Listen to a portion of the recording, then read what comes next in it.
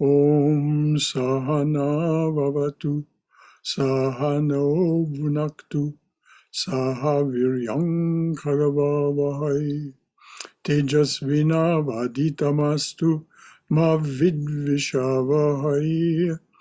Om Shanti Shanti Shanti. Om, may the Divine Being look over us lovingly as a mother and father. May the Divine Being support and nourish us as a mother and father. May we have the strength and skill to study together the art of spirituality. May no misunderstandings arise amongst us. Om, peace, peace, peace and beneficence be unto us and to all beloved beings everywhere. Well, good morning, everyone, and welcome to our July 10th gathering of the congregation for a talk on your spark of reverence. That's what we'll talk about this morning. But first, we'll start with these announcements. A local increase in COVID-19 variant infections makes it necessary to suspend in-person gatherings until further notice.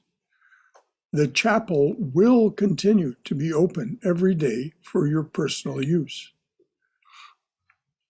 So if you want to come and meditate in the chapel or just sit and bathe in the sattvic presence there, you're more than welcome to. Please wear a mask when you do. Yesterday was Seva Saturday for July. Many thanks to the devotees who came and accomplished so much. You know who you are. Thank you so very, very much. And thank you to Aaron for fixing a nice lunch for us. Your center will be closed during August. We are going to have a talk on August 7th by a visiting Swami.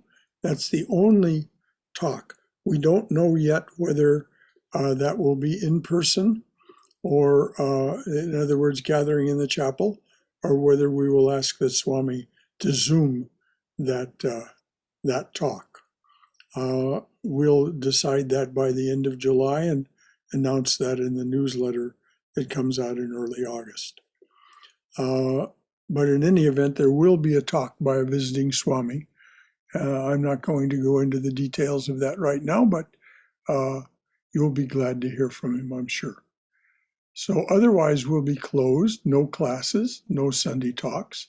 Evening arati will continue as usual, and the Chandi hymns will be chanted in Sanskrit and in English at their usual first and second Saturdays. So does anyone know of any announcements that might have been made that were not made? All right. Again, welcome. So glad to have you with us. July is a month for the study of Karma Yoga, a spiritual path leading to the abandonment of selfishness. Leading to the abandonment of selfishness. As a karma yogi, you practice offering your actions and their results, as well as your perceptions, thoughts, and feelings to the Divine Presence. In many Ramakrishna Mission centers, this prayer is chanted by the congregation in unison at the end of a worship service's homa fire ceremony. At the end of a puja in Hollywood and many other centers, there's a homa fire ceremony. The congregation chants this, and you'll see this in terms of what I just said about offering. No matter what I may have done, said, or thought, in waking, dreaming, or dreamless sleep, with my mind, my tongue, my hands, or my other members, may all that be an offering to the Divine Presence. Usually said as Brahman, but we'll just say it this morning as the Divine Presence. Even so, that's the end of that chant.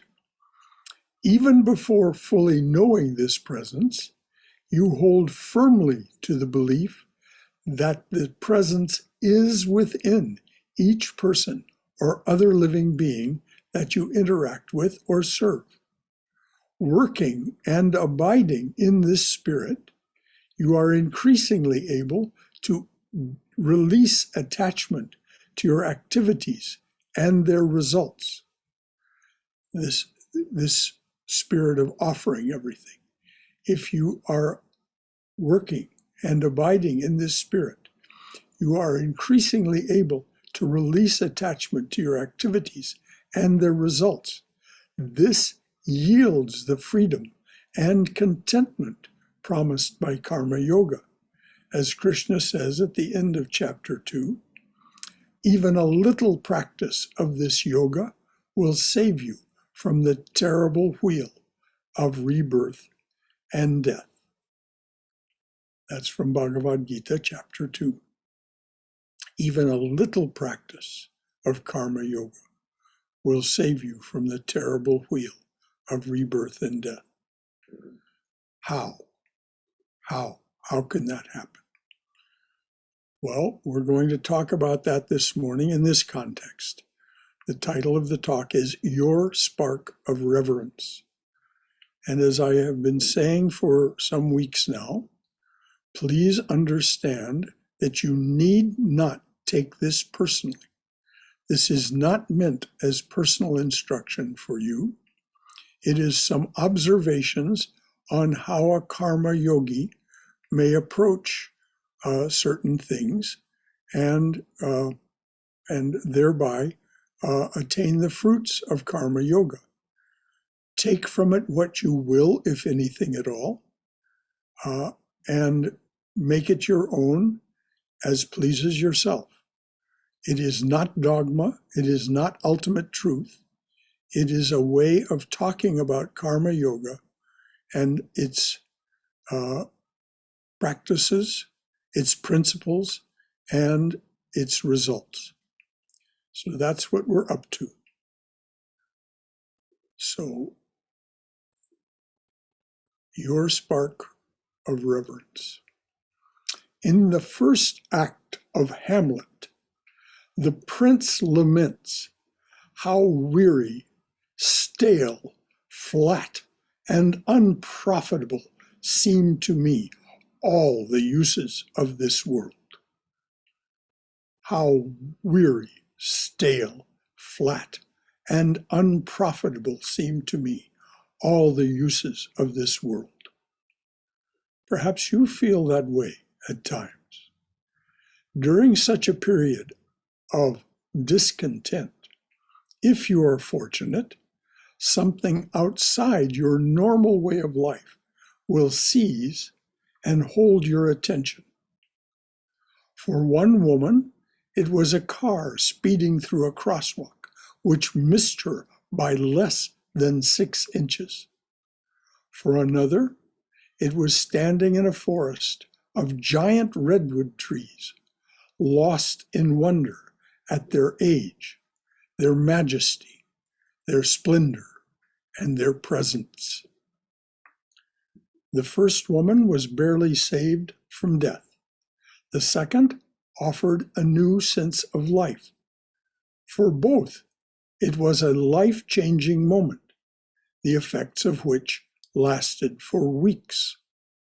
I know this from talking to the one who was missed by the car, and living with the other. The other was my late wife, Marjorie. During that time, their gratitude and awe became reverence and an intense desire to penetrate the mystery of what had happened to them. Their strong yearning led them to explanations left to us by the great teachers of religion and to a life of spiritual practice.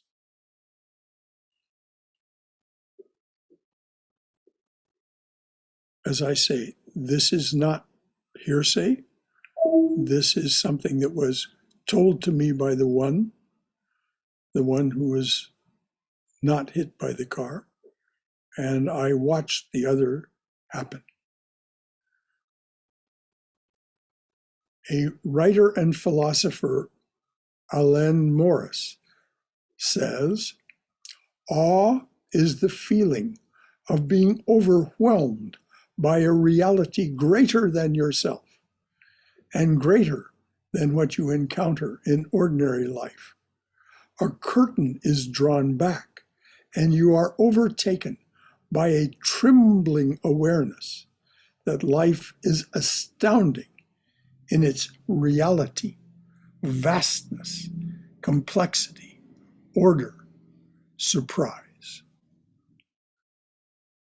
A curtain is drawn back, and you are overtaken by a trembling awareness that life is astounding in its reality, vastness, complexity, order, surprise. That's the end of the quote. This morning we will discuss awe and reverence and their role in the opening, evolution, and completion of a karma yogi's life as it becomes ever more centered in the divine presence. Now, here is the story of someone who was centered in the divine presence. It's a story told by Sri Ramakrishna. It's very traditional. It's the weaver's tale. In a village in India, there lived a weaver who was very devout in his spiritual practices. This was known to the people of the village. He was known to be very honest and have great integrity. And so when they came to buy a piece of cloth from him, they would ask the price, and he would say, well, the price of the yarn is 1 rupee. The cost of labor is 4 annas. Profit is 2 annas. Therefore, the price is 1 rupee, 6 annas. Because of the regard in which these people held this man, they didn't quibble with him about the price. They simply paid it and went on their way, took their cloth and went on their way. One evening after the day's work, the weaver retired to his home, had his supper, went to the worship hall, and was alternating worship by having an occasional smoke. And the evening grew along, and he was still there. And as it happened, a band of robbers passed by. They saw the light in his worship hall, and knowing they would need someone to carry what they were about to steal, they grabbed him and said, "You're coming with us." So he went with them. They did indeed rob a house. They stacked what they had stolen on his head and were about to leave the place when the police arrived. The robbers all fled. The weaver felt no need to run, so he just stood there, was arrested, and taken to the lockup. He spent the night in the lockup, and the next morning he was taken before the magistrate. The magistrate knew of the regard in which this man was held, and so he asked him to make a statement. The villagers had let the magistrate know of this man's honesty and integrity. So the man said, well, after work yesterday, I went home by the will of Rama. I ate my supper by the will of Rama. By the will of Rama, I went to the worship hall, was worshiping and having a smoke now and then by the will of Rama. And late in the evening, by the will of Rama, a band of robbers came by. They commanded me to come with them, and by the will of Rama, I did. They did indeed, by the will of Rama, rob a house, stack the stolen goods on my head, and by the will of Rama, the police arrived, and by the will of Rama, the robbers ran away, leaving me there. By the will of Rama, I was arrested and taken to the lockup overnight, and by the will of Rama, I have now come before your honor. The magistrate, knowing that this man was honest, trustworthy, devout, released him. And as he was walking home, some people ran up to him and said, "What happened? What happened?" And he said, "By the will of Rama, I was arrested. By the will of Rama, I spent the night in the lockup. By the will of Rama, I made a statement to the magistrate, and by the will of Rama, he released me."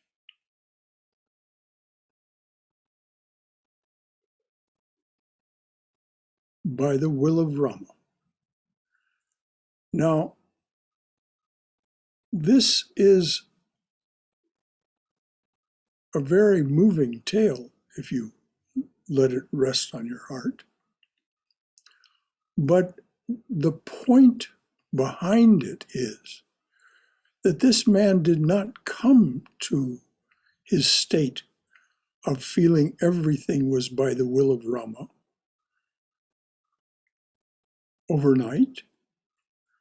Something awakened in him at some point during his life, and he began to practice understanding that all is the will of Rama.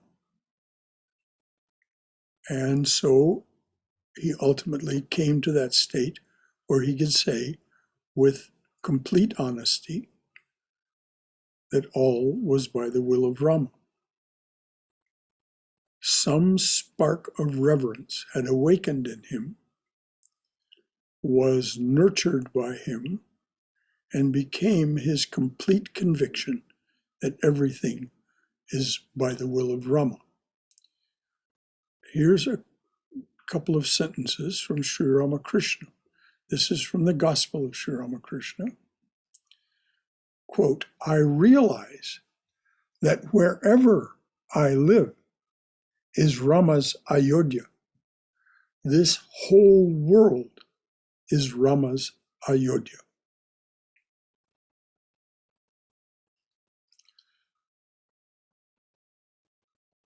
So having said all that and introduced the idea of how a spark of reverence becomes something like the way the weaver lived and did his business and thought about his life.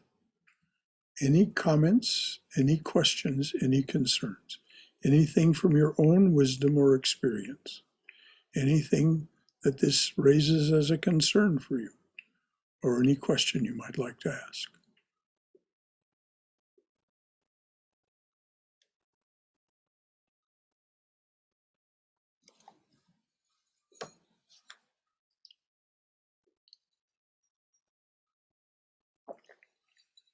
All right.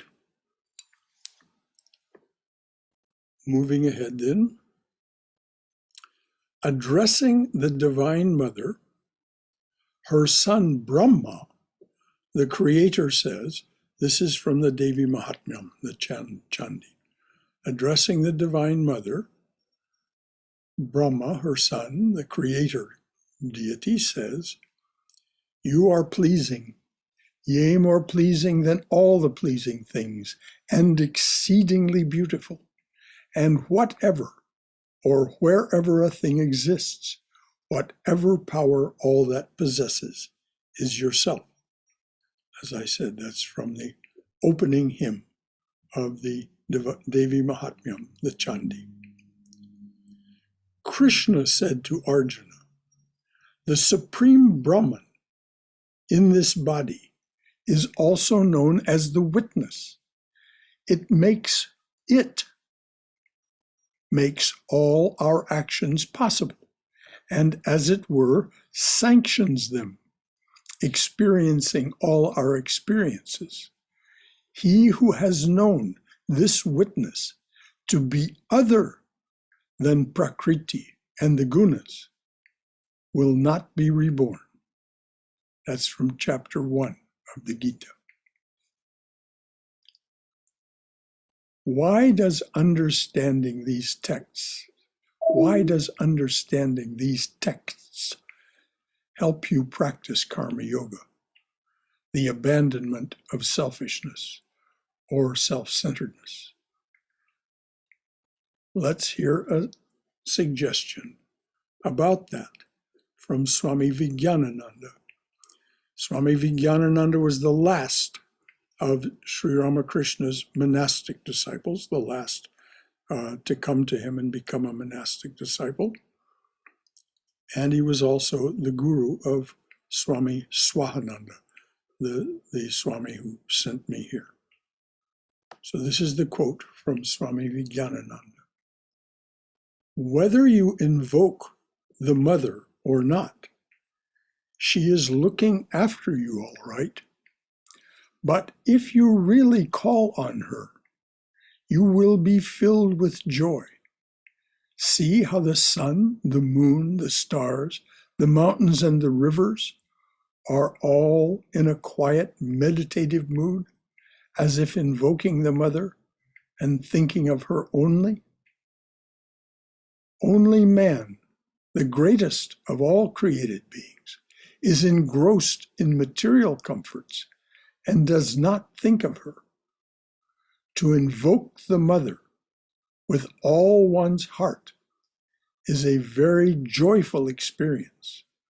My dear brother, there is not the slightest doubt about it.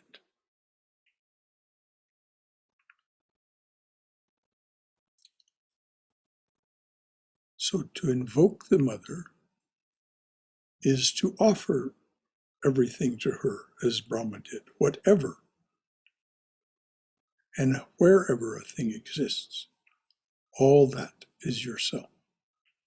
This is to invoke the mother. So once again, any thoughts, any comments, any questions about what's being said and what it means to you, or what life experiences you've had that confirm or conflict with this, or anything else that you'd like to discuss. Brother Shankara, this is Haima. Yes, Haima. Namaste. Namaste. And that was I was speechless when you read that story, when you gave that story to us.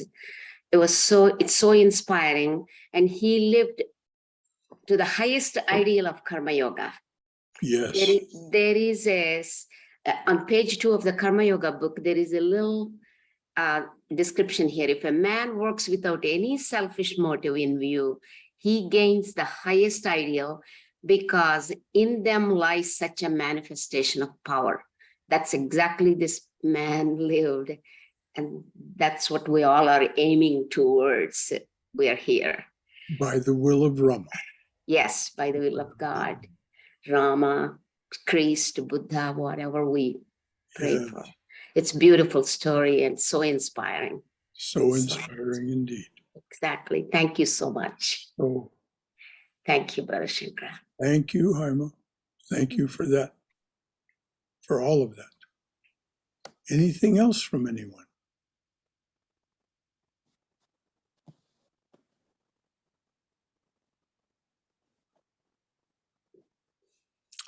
All right, dears. To invoke the mother with all one's heart is a very joyful experience. Yes. Yeah. Well, kya karega? You cannot say, Hama, you said this so many times, just be quiet. No, not so. It's like, this is what I just said. I'm sorry. We're hearing something from the Tyagis, but I'm not sure what it is. No, it's gone away again. To invoke the Mother with all one's heart is a very joyful experience.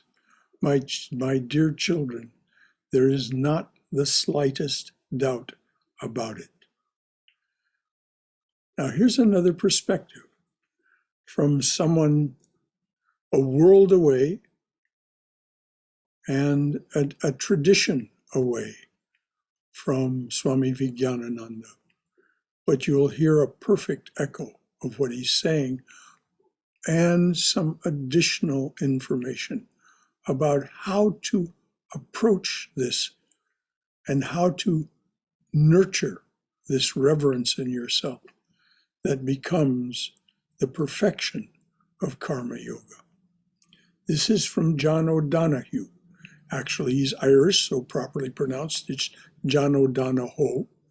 John O'Donohue is a mystic philosopher and Irish poet.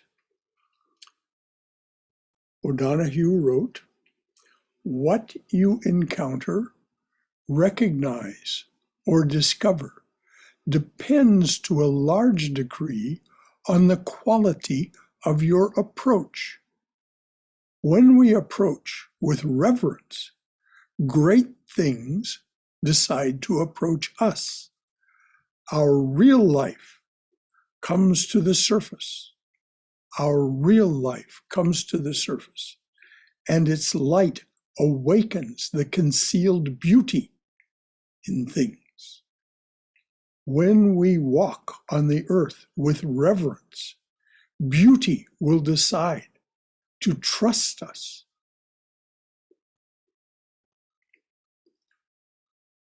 The crushed heart and arrogant mind, the crushed heart and arrogant mind lack the gentleness and patience. The crushed heart and arrogant mind lack the gentleness and patience to enter that embrace." So that's a short quote. I'll read it again. What you encounter, recognize, or discover depends to a large degree on the quality of your approach. When we approach with reverence, great things decide to approach us. Our real life comes to the surface, and its light awakens the concealed beauty in things. When we walk on the earth with reverence, beauty will decide to trust us. The crushed heart and arrogant mind lack the gentleness and patience to enter that embrace. This is so powerful. It so mirrors what Swami Vivekananda says. The microcosm reflects the macrocosm. When the microcosm is reverent, there is great reverence from universe for that being. So this is, and then of course, O'Donohue points out, the crushed heart and arrogant mind lack the gentleness and patience to enter the universe's embrace and share in its beauty and the real life that lies beneath the surface of our ordinary experience. Anything at all from anyone about what's been said, what's been read? Hari Om Shankaraji. Yes, Bala. You know, this reminds me of a few things. Number one, in Bhagavad Gita, Krishna says, do everything as an offering to me. But do anything as an offering to the Lord, you automatically get that reverence. And that reverence takes away the ego aspect of you. I think this is my understanding, and that's one thing. And also the second thing, I think it is in the Karma Yoga, Vivekananda tells the story of a butcher who does all his work, without any ego and everything. And he takes care of both the parents. So actually at one time, one Swami came to learn from him and he asked him to wait. I had to take care of my parents first. And all these things, see, he has so much of reverence to his parents. And even I think Raja Maharaj, when he does anything, he says, okay, I have to get the permission from Kali. Mm-hmm. All these things shows what a reverence, all these things teaches us. Yes, and thank you, Bala. And what you said first about, if you do as Sri Krishna says, reverence arises. This is what's meant by taking a stand for. That the divine presence is within every living being that you interact with or serve, even before you fully know it. Because what happens is, you wouldn't do this if there weren't a spark of reverence to start with. There must be some feeling that there's something there beyond yourself. As Swami Sridharananda says, we start quite naturally and quite logically with the assertion, I am. Of course, I am. There's no doubt about it. I am. Then something happens, he says. The Swami says, something happens along the way that gives you the sense, there's something beyond me and something greater than this I am.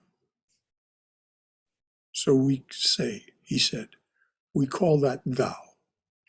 So now we have I am and thou art.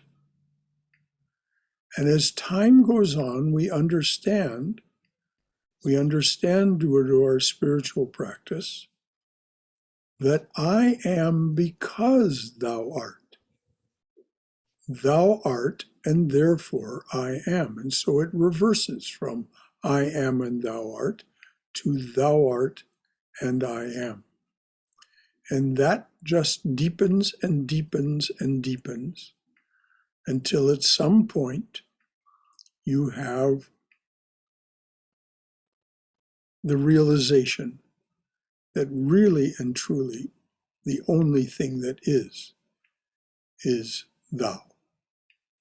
But that's the final chapter. That's the final. As Patanjali says, this is something that happens to you. It doesn't come as a result of your will and your efforts. Sri Ramakrishna said, the Divine Mother herself holds the key to that door. And when she's ready, which is completely unpredictable, she unlocks the door and you go through. But in the meantime, as Swami Prabhupada used to say, making this gesture, he would say, in the meantime, those of you who stick on, by that he meant those of you who continue your spiritual practice, those of you who stick on are just a hair's breadth away. Just a hair's breadth away. So anything at all from anyone? Brother, this if you consider this this framework of like the Devic like values of devas and like values of asuras, can we say that the asuras have this attitude of like crushed heart and arrogant mind, and devas have reverence, Well, yes, but we're talking about not just devas and asuras, but as they appear, that the spirit of them appears in human beings. But yes, definitely you can say that the asuras have that crushed heart and arrogant mind. That doesn't mean they are not children of the divine. As it says in the Chandi, O mother, do you not reduce to ashes all asuras by mere sight? But you direct your weapons against them, so that even the inimical ones, purified by the missiles, may attain the higher worlds. Such is your most kindly intention toward them. So the devas, or that deva spirit that exists in us, results in reverence. We are, as Vivekananda pointed out, we are devas, we are gods. As a matter of fact, we are behind the two levels of our jiva, breathing self, and our deva self, our soul self. We are, in fact, that Atman, that Brahman, that witness. How would like, let's say if a person has a desire for God and spirituality, but they approach God and spirituality with a crushed heart and arrogant mind, how would that look? Oh, dear Rajiv, that's how indeed. I just have no idea. If you have that crushed heart and arrogant mind, you're probably going to hate righteousness and feel sorry for yourself. So you're not likely to, in this lifetime in any event, develop that reverence that will allow you to move ahead with some spiritual practice. Most people who have a crushed heart and an arrogant mind feel very sorry for themselves. They feel victimized by life.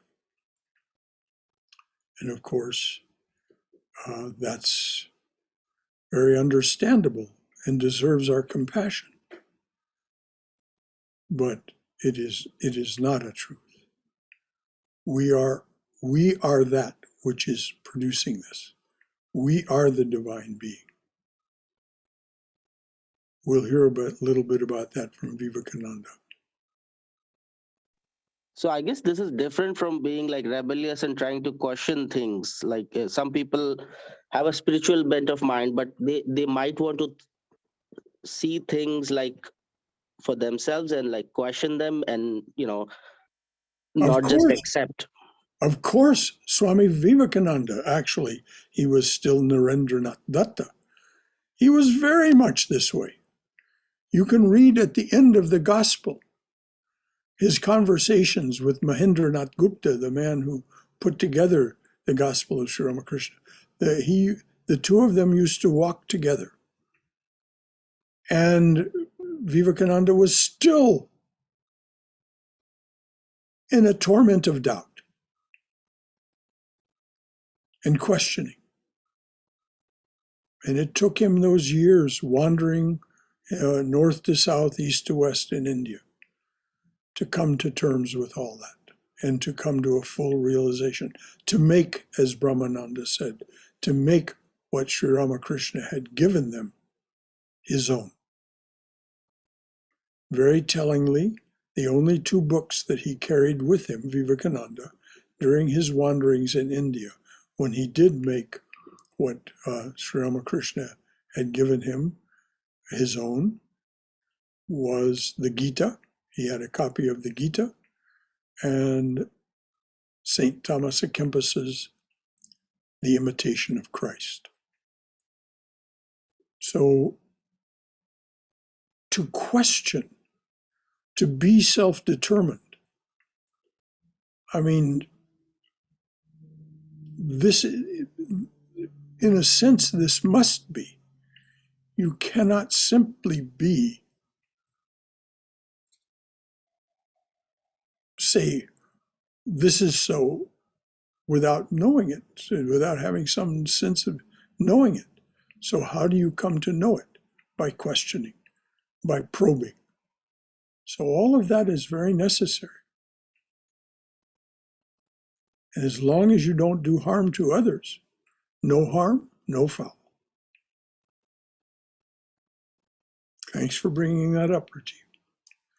Anything else from anyone about the complexities, the way the mind deals with things, the seeming complexities of these things? It's always simple in principle, but difficult in practice. Brother, Yes, Niranjana. Niranjana. Whenever we speak about Karma Yoga, I hear you saying this word offer. So I was thinking about this word, and in daily life, like we offer something to our guests, we give them food and drinks, and they may choose to eat and drink, or they may choose not to, and so on. So, but when we talk about offering to God, all our thoughts, emotions, and actions, how exactly should we go about imagining this word of offering? What would be your suggestion? Dearly beloved, I'm just telling you now the way it is done from here. Dearly beloved, this day and all it contains is offered to you. All actions and their fruits, all moods and projections, all feelings, all thoughts, all perceptions, all memories and reveries, all knots of the heart, all attitudes, all aptitudes, all tendencies. May all these be an offering at thy holy, blessed, beloved feet. May all be an offering to the fire of Brahman. So that's how it's done from here. And then when food is taken, the food is offered. And to do that, there is first the offering of the food. This food is offered to thee, Om Swaha, and then repetition of the mantra for 72 times, in order that there is some time for the divine presence to actually take the essence of the food. And Sri Krishna says in the Gita, if you take food without offering it, and he says these words, he says, you are stealing from the devas. You're not allowing them to partake of what they have given you. So these are all, and this is all in his explanation of Karma Yoga, chapters 4, 5, and 6. 3, 4, 5, and 6. So and what happens when you do this, and you do it habitually, is you develop a sense of relationship. This is what Swami Vijnanananda was talking about when he says, your heart becomes filled with joy because you sense that what you are offering is being accepted. And it isn't that there's gratitude on the other side. It's not a question of gratitude. The Lord doesn't need anything from us or want anything for that matter. But there is a sense of delight and relationship that it is being done. And that there is this sense of relationship. And over time, that is what deepens and deepens and deepens until you begin to see, thou art, therefore I am. Does that answer the question, Niranjana? Sure, yes, brother. And also, brother, is it necessary to be convinced that the divine has accepted our offering? Absolutely not. Absolutely not. You begin in the beginning because it's what the scriptures or what Sri Krishna tells you to do. You do it in the tentative faith and trust that Sri Krishna would not tell you to do something that is not going to work. So you start off. That's why it's said in the introduction to Karma Yoga, even before fully knowing this divine presence, you take the attitude that that presence is within everything and everyone that you deal with, that you interact with or serve. So Thank you. the knowing doesn't come first. The tentative faith and trust, which develops over time into Shraddha, an ironclad faith and trust, because it develops into this relationship and this sense of belonging to the divine. Thou art mine, and I am thine. And this comes with all of the yogas. Even in Jnana Yoga, though it's very different. Who is whom within Jnana Yoga. But there is even that sense that Adi Shankaracharya talks of it in his workbook, Viveka Chudamani, The Crest Jewel of Discrimination. Anything else from anyone? Well, this is wonderful. Brother, this is Hari Sundar Om. here. Yes. My question is, initially in the talk you mentioned that first we begin with I, and then thou and I, and then the thou takes the precedence.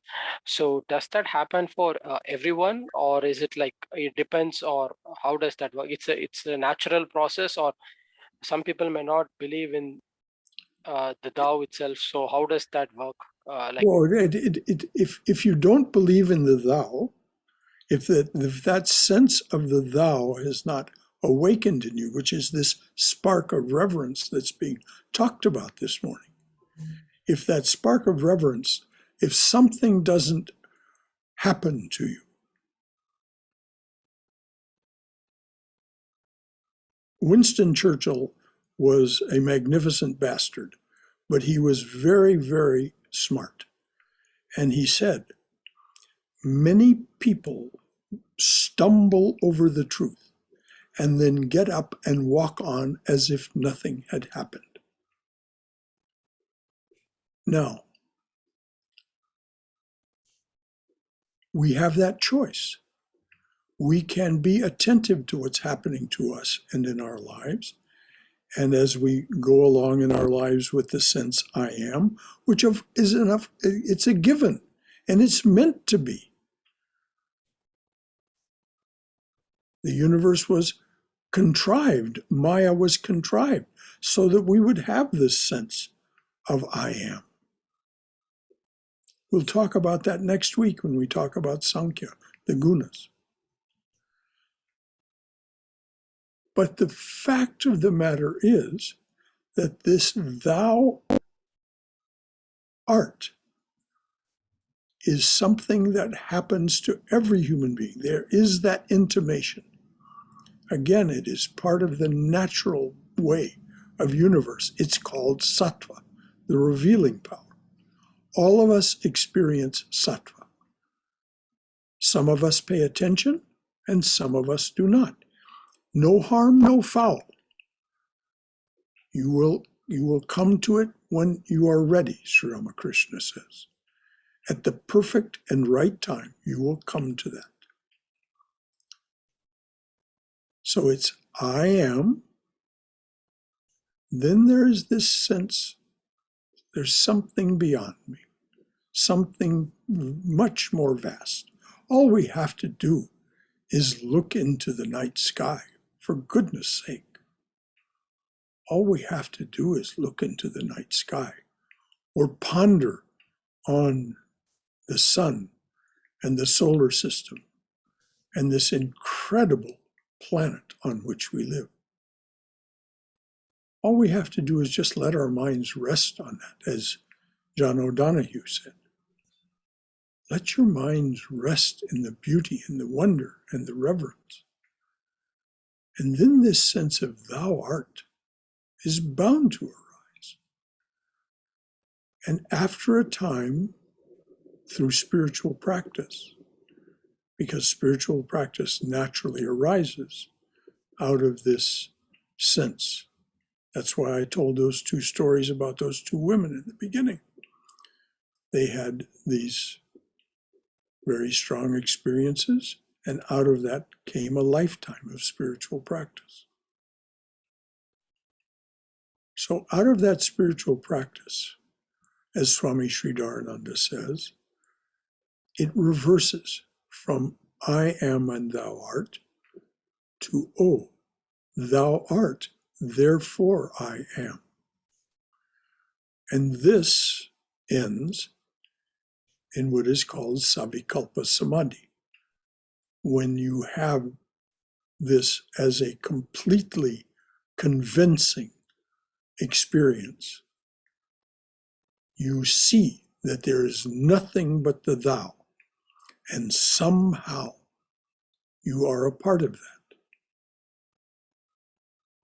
And then that is the last chapter, that is the last part of your self-effort. As Patanjali says, after that, something happens to you, and you get carried along the rest of the way. Sri Ramakrishna says this is the Divine Mother's grace.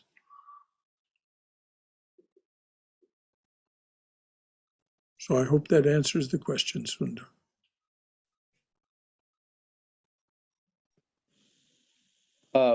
I also think that like some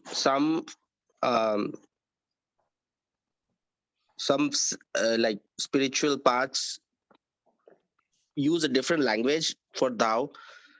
Like they would say that there is no God, but then they do have like a sort of a God which is formless and nameless. Although they don't use the language like in Buddhism, like when they say that there is no God, but they have a conceptualization of a reality which is beyond name and form. Well, that's part of Buddhism. There is another larger aspect of Buddhism which is very God-centered. But those people who practice true Advaita, those true Advaitists, they don't talk about any God within time, space, and realization, time, space, and causation. And of course, there's no form at all as far as they're concerned. It's all a mirage, a dream, all name and form. Neti, not this, not that. So yes, there are many, many spiritual paths. This morning we're talking about karma yoga and the way karma yogis, some karma yogis, those particularly that follow Sri Krishna's workbook in the Gita, and Swami Vivekananda's workbook, published as his collection of talks called Karma Yoga. Balakrishna earlier mentioned this very low caste person who served as a butcher, who had attained full illumination by being nothing more than reverent and serviceful toward what he did for a living, and most particularly in his very high level of perfected service to his parents. Anything else? All right. We'll read this from Swami Vivekananda. In the presence of an ever active providence, in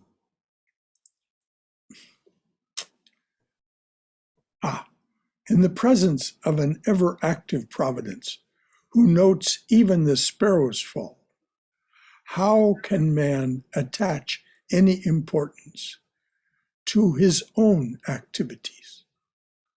Will it not be a blasphemy to do so when we know that He is taking care of the minutest things in the world, we have only to stand in awe and reverence before Him and say, "Can't talk now."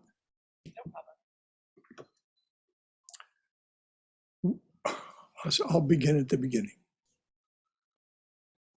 Someone forgot what time it is. In the presence of an ever-active providence, who notes even the sparrow's fall. This is from the Christian gospel. In the presence of an ever-active providence, who notes even the sparrow's fall, how can man attach any importance to his own activities? Will it not be a blasphemy to do so when we know that He is taking care of the minutest things in this world? We have only to stand in awe and reverence before Him and say, "Thy will be done." We have only to stand in awe and reverence before Him, saying, "Thy will be done."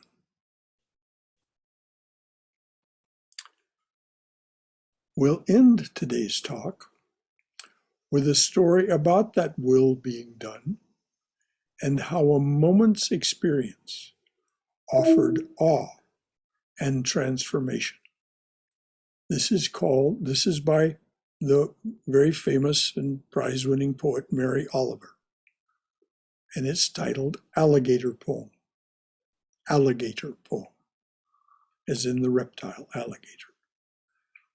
I knelt down at the edge of the water, and if the white birds standing in the tops of the trees whistled any warning, I didn't understand. I drank up to the very moment it came crashing toward me, its tail flailing like a bundle of swords, slashing the grass, and the inside of its cradle-shaped mouth gaping and rimmed with teeth. And that's how I almost died of foolishness in beautiful Florida. But I didn't. I leapt aside and fell, and it streamed past me, crashing, crushing everything in its path as it swept down to the water and threw itself in. And in the end, this isn't a poem about foolishness, but how I rose from the ground and saw the world as if for the second time, the way it really is.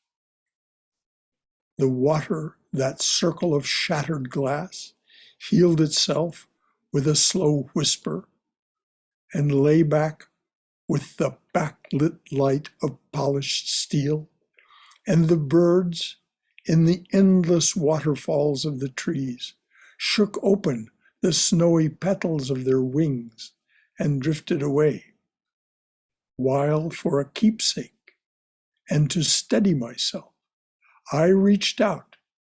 I picked the wild flowers from the grass around me, blue stars and blood-red trumpets, blue stars and blood-red trumpets on green stems. For hours in my trembling hands, they glittered like fire.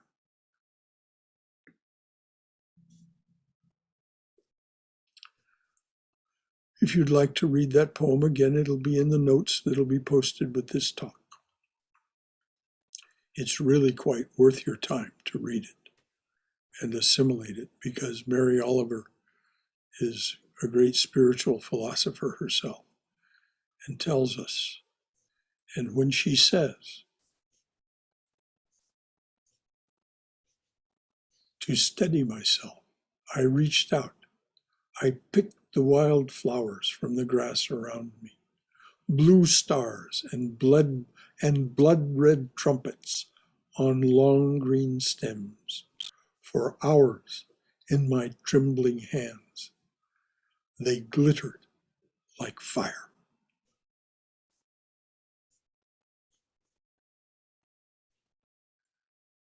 So any final thoughts from anyone? Any comments from your own wisdom or experience about any of this? Or any question or any concern that this raises for you?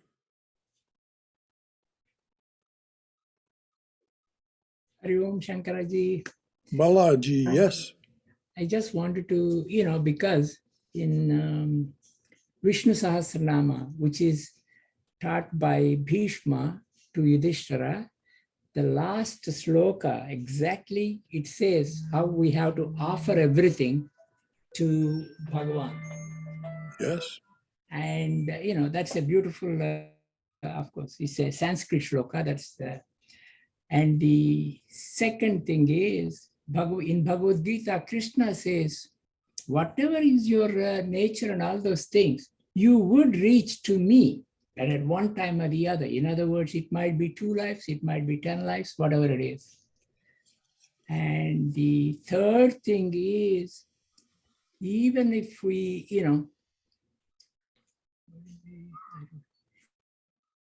because this is what we are reading, the divine grace. Actually, the Swami says how we have to unfold our life. And that's what Vivekananda says in the beginning, unless you achieve your, things in life with your ego and all those things, then you have something to offer or something to give up. That is a wonderful teaching. And the fourth thing is I have in my mind is Bhagavad Gita says both Asuri Sampat and Daivi Sampat, they both are in us. It is only how we unfold our life. And one more point I wanted to, but I forgot. Okay. Yes, I do that too. Yeah. So yes, all of what you said is true. And what Sri Krishna says is, I want to be with you. I want to have you be dear to me. I want to so live sacramentally. Understand that this is all happening because I am making it happen. And so take everything and offer it to me. Live sacramentally, he says. Make everything a sacrament. A sacrament is what? That which indicates the divine presence. That's what a sacrament is, as it is, the word is used. If you live sacramentally, you're seeing everything as indicating the divine presence. Does it start this way? That's why the weaver's tale was told in the beginning. The weaver did not start with this absolutely ironclad conviction that everything is by the will of Rama. No, that would not have been possible. He came to that through that worship that he did. And he continued his worship even after he knew it, which is why the villagers knew, loved, and trusted him. And so when he was brought before the magistrate, they said, oh, there's no way he could have committed a robbery. No way at all, magistrate. And so the magistrate said, then release him by the will of Rama. And as I said, this is not meant as personal instruction for you. If it appeals to you, explore it. If it doesn't, take whatever, if anything, appeals to you and pass on. This is not the ultimate truth. This is certainly not dogma. It's simply ways of approaching the great and enduring and astounding mystery of life. It's just a way of approaching it. As you know, we teach, as were passed along to us, this is not anything of our invention. We teach the 4 yogas, which are summarized as finding reverence, abandoning selfishness, sinking into silence, and then setting aside the mirror. Bhakti yoga, karma yoga, raja yoga, jnana yoga. These are all ways of being with this.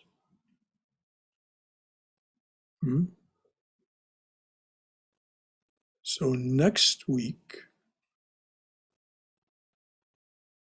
we'll take up the gunas, Sankhya philosophy. The sage Kapila's explanation of how this all actually works. It's very left brain linear and makes a lot of sense.